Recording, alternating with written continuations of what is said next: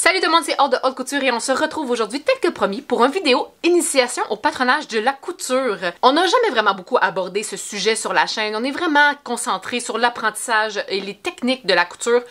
Mais aujourd'hui, j'ai envie qu'on parle patron et on va pouvoir partir ça maintenant.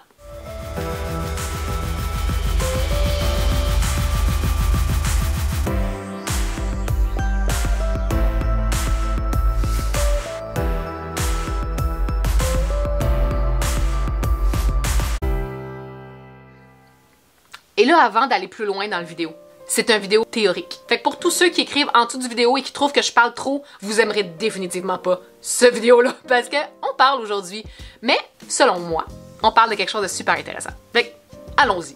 Les patrons, c'est vraiment l'essence même et le noyau des cours haute couture.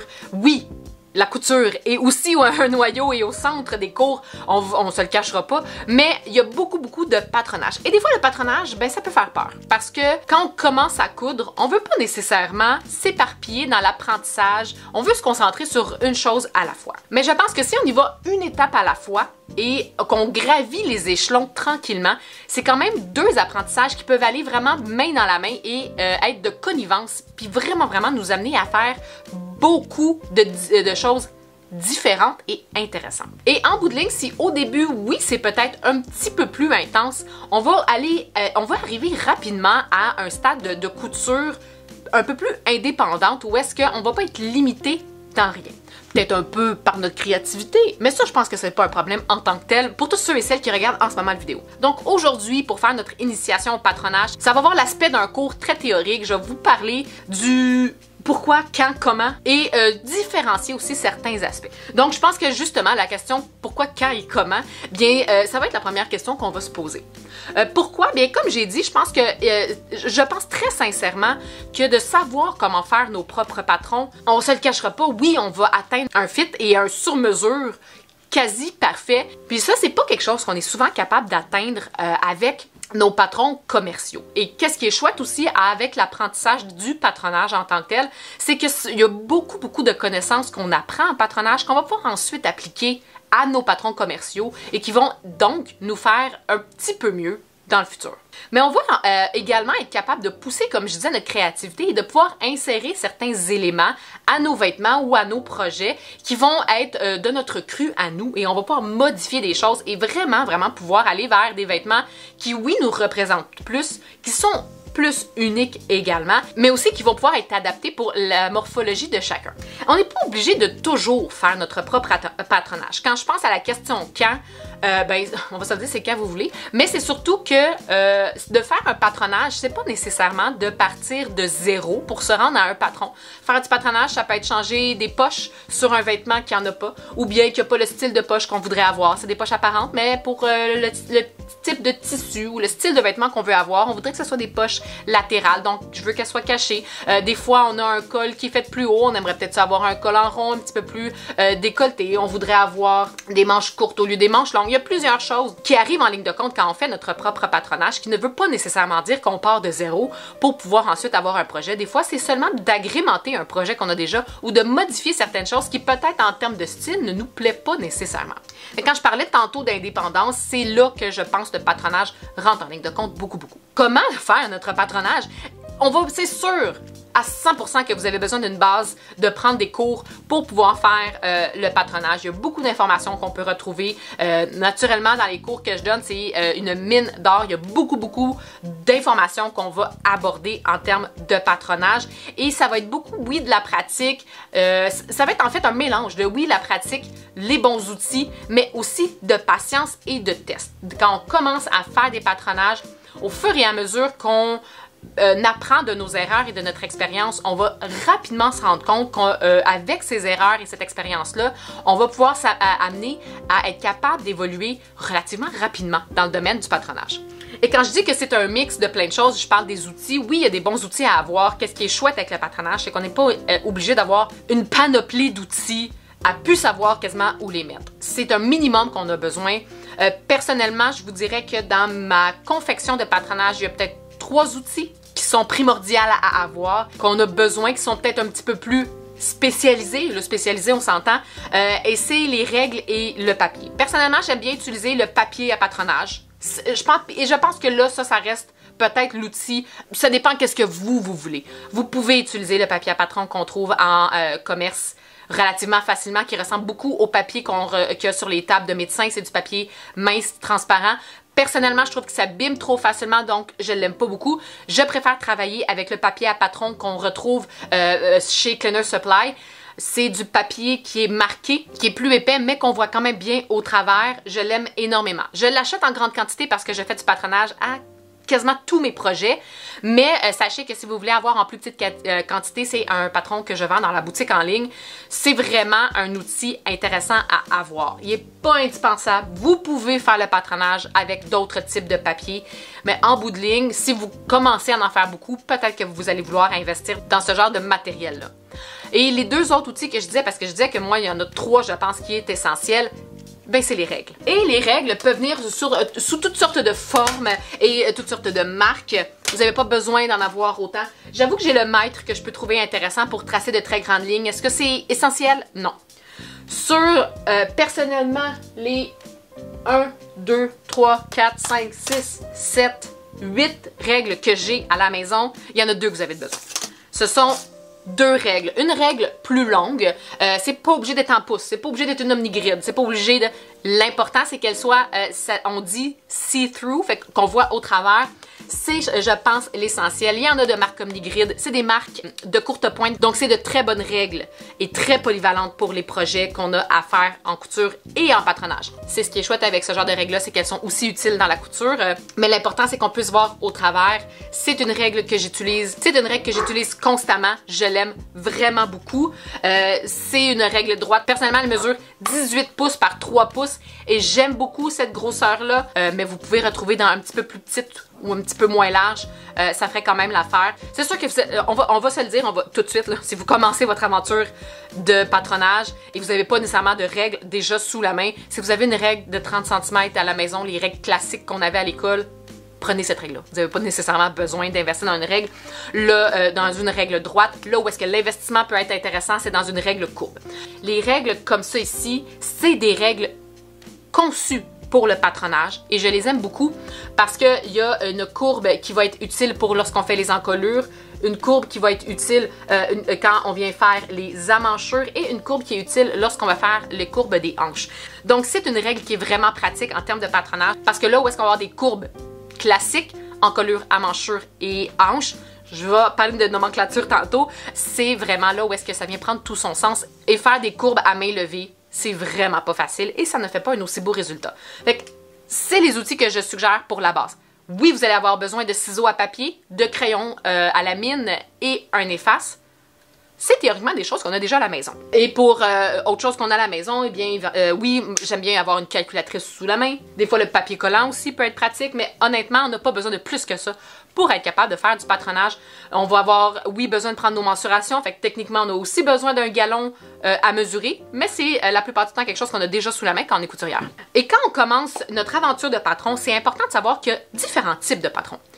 On a principalement 3 types. Je vais parler, du moins que j'aborde dans les cours, c'est le gabarit, les bases et le patron en tant que tel. Quand je parle de gabarit, un gabarit, on va avoir le gabarit de corsage, le gabarit de bassin, le gabarit de manche, et c'est ces gabarits-là qui vont être la fondation de tout. On va, à partir de ces gabarits-là, être capable d'ajouter de l'aisance, du style, des valeurs de couture. C'est une toile vierge pour faire tous nos futurs projets. C'est pas quelque chose qu'on va porter, c'est vraiment une fondation sur laquelle on va pouvoir partir nos patrons ensuite. C'est les cours qui vont être un petit peu plus difficiles, tout simplement parce que c'est, si on veut ensuite créer tous nos patrons à partir de ces gabarits-là, on doit partir de la bonne façon. On va pas bâtir une maison sur une fondation qui est pas stable et qui est pas solide. C'est la même chose pour notre patron. Si on veut après ça être capable de transformer notre gabarit et de les rendre en patron et de pouvoir les travailler, de faire nos vêtements, si à la première étape même qui est le gabarit, ça nous fait pas bien, et bien rendu dans le vêtement, ça va pas plus nous faire. Fait que c'est important de bien partir avec nos gabarits, d'avoir un bon ajustement, d'être confortable dans nos vêtements et ensuite on va pouvoir transformer tout ça pour pouvoir faire soit des bases ou soit des patrons. Donc, en haut de tout ça, on a le gabarit et ensuite, on a base patron. Et si on décide d'aller dans la section base, la base, on va ensuite pouvoir la transformer en patron. Alors, qu'est-ce qu'une base? Une base, c'est lorsqu'on va avoir transformé le gabarit pour leur donner une coupe. Alors là, on va pouvoir leur donner une coupe ample, on va pouvoir leur donner une coupe ajustée, on va pouvoir leur donner une coupe oversize. Dans certaines situations, on a besoin seulement du gabarit de corsage pour pouvoir faire ça, mais des fois, on doit jumeler le gabarit de corsage avec le gabarit de bassin et en jumelant ces deux-là, eh bien, on tombe dans une base. Nos gabarits ont été transformés pour avoir été amenés en base, pour ensuite transformer ces bases-là de façon innombrable et de faire nos projets, nos patrons ensuite.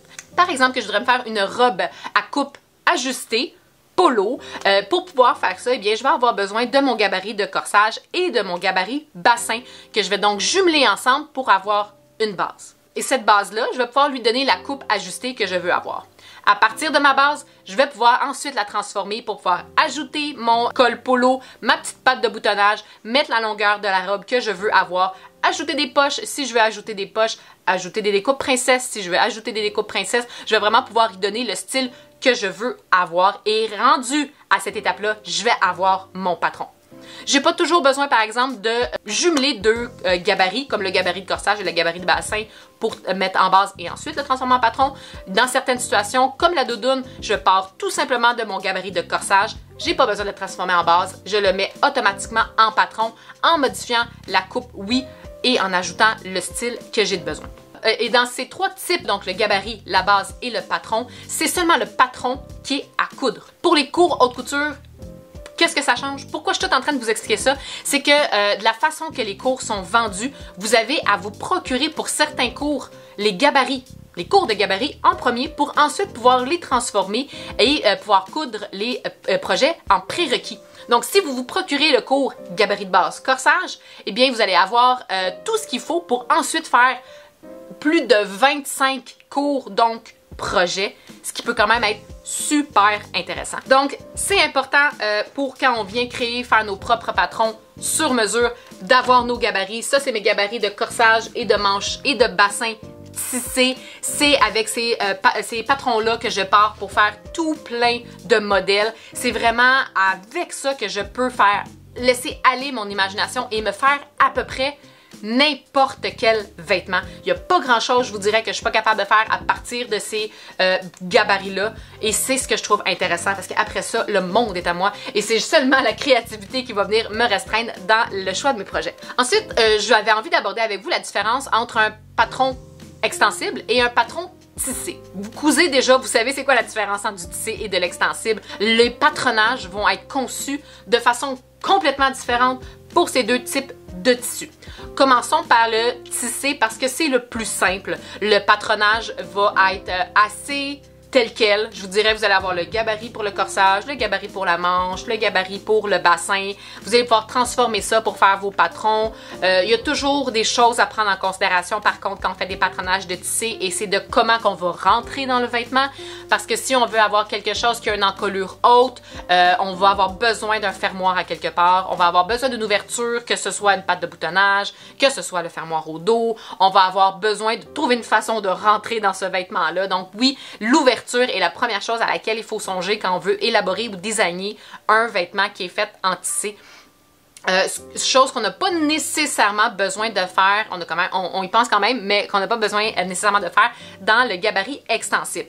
Et le gabarit extensible, lui, va nous amener à faire plus de travail parce que, comme vous le savez, il y a différents taux d'extensibilité et sens d'extensibilité. Donc, quand on vient faire nos gabarits pour pouvoir faire corsage, manche et bassin en tissu extensible, on va avoir besoin de faire de la gradation.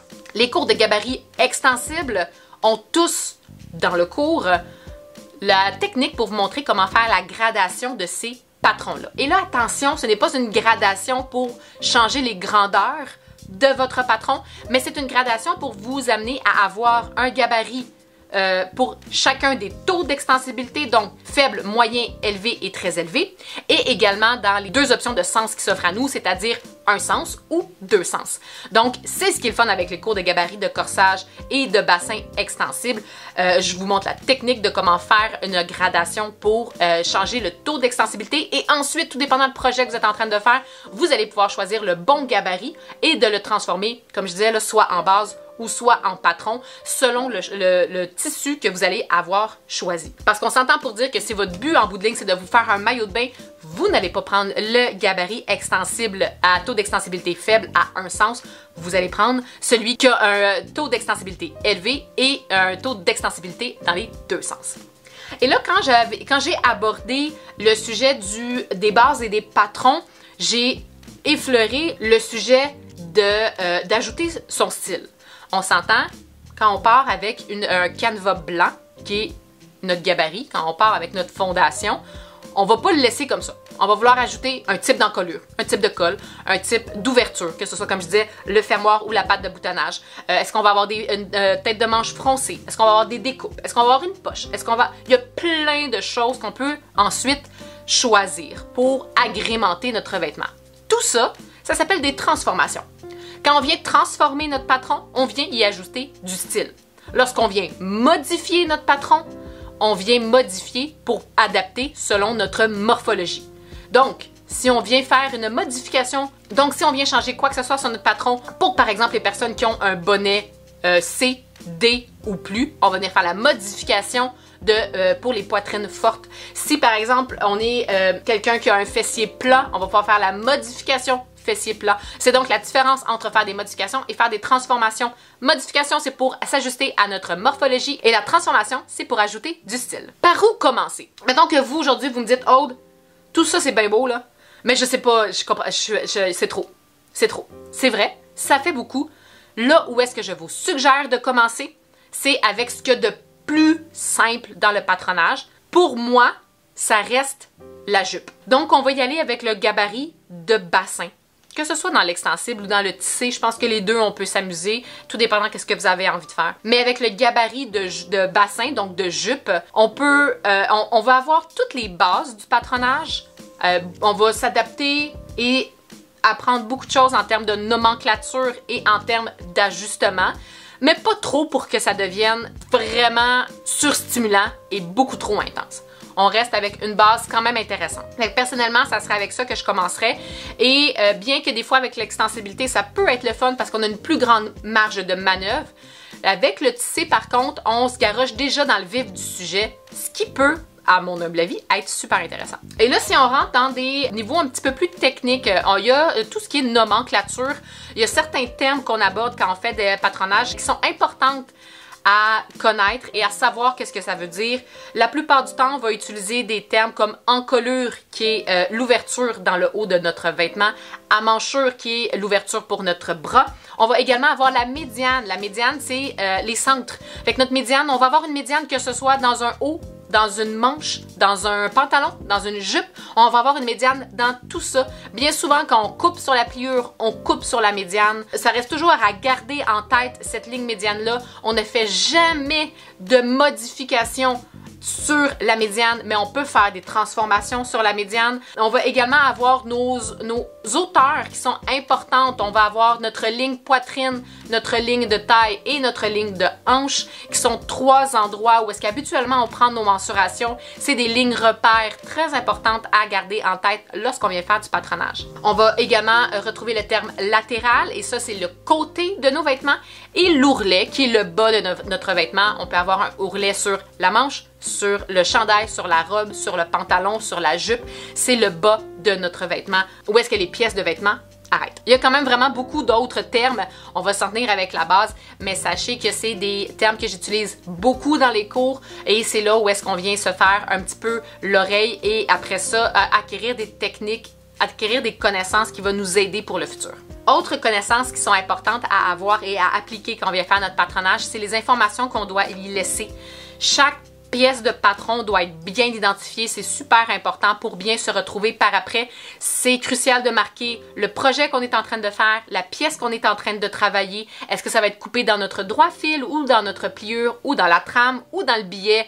Est-ce que ça va être coupé 1, 2, 3, 4 fois? C'est important aussi de marquer ça. C'est toujours important également de marquer les valeurs de couture qu'on va avoir choisies pour notre vêtement, les valeurs d'ourlet. On va devoir également placer le sens de notre droit fil et de ne pas oublier de se mettre des crans. Et quand je parlais de valeur de couture, comment choisir la bonne valeur de couture, on va se le dire, il n'y a pas de policier qui va venir vous arrêter parce que vous n'avez pas choisi la bonne valeur de couture.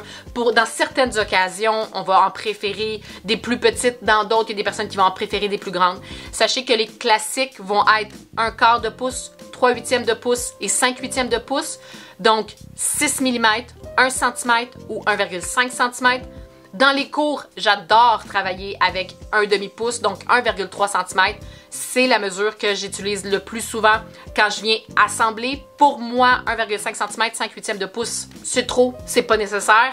Sauf quand on vient faire des toiles, quand on vient seulement assembler notre vêtement, pour moi, un demi-pouce, 1,3 cm, c'est suffisant. Quand on vient coudre des courbes, j'aime bien mettre 1/4 de pouce, donc 6 mm. Et quand on vient assembler un vêtement extensible à la surjeteuse 4 fils, eh bien là, je mets partout 3/8 de pouce, donc 1 cm. Mais encore là, si vous vous dites, moi j'aime ça avoir 1,5 cm, j'aime ça avoir le 5/8 de pouce, qui est souvent la valeur de couture classique qu'on retrouve dans les patrons commerciaux, eh bien allez-y. Il n'y a aucun problème. Comme je vous dis, on va chacun avoir nos goûts et nos préférences en termes de valeur de couture. Des fois, on a besoin de plus, des fois, on a besoin de moins. C'est avec le temps et l'expérience que vous allez vraiment savoir qu'est-ce qui convient à vous. Pour moi, l'apprentissage du patronage, ça va vraiment de connivence avec la couture. C'est comme ça que je l'ai appris à l'école. Je savais pas coudre quand je suis arrivée à l'école et les patrons sont arrivés très rapidement dans notre enseignement et je pense très sincèrement que c'est une bonne façon d'apprendre à faire la couture et de joindre le patronage. Sachez une chose, c'est qu'il faut être patiente et il faut être douce envers soi-même. On va pas atteindre la perfection du premier coup, mais il y a une grande satisfaction à soutirer d'un projet qu'on fait dans l'apprentissage du patronage. Et si la couture vous intéresse et vous êtes passionné par la confection de vos vêtements, je vous jure, vous allez triper faire le patronage. J'espère que c'est une vidéo que vous avez aimée et que ça va vous donner l'envie de pousser vos connaissances un peu plus loin. Sachez que si vous avez questions ou commentaires, vous pouvez les laisser en dessous du vidéo. Je vais essayer de répondre le plus rapidement. Et je vais laisser également le lien vers les cours haute couture où est-ce que je vous montre, oui, comment faire le patronage, mais également comment faire la couture. On pousse vraiment nos connaissances beaucoup plus loin qu'ici sur la chaîne YouTube. Et s'il y en a que ça intéresse justement de pousser leur passion un petit peu plus loin, je pense que ça peut vraiment valoir la peine d'aller jeter un petit coup d'œil. Sur ce, comme d'habitude, s'il y a questions, suggestions, commentaires, n'hésitez pas à les laisser en dessous du vidéo, à cliquer j'aime si c'est du contenu que vous avez aimé et à vous abonner si ce n'est pas déjà fait pour avoir toutes les notifications sur mes futures vidéos. Et sur ce, tout le monde, je vous dis bonne couture et on se revoit très bientôt.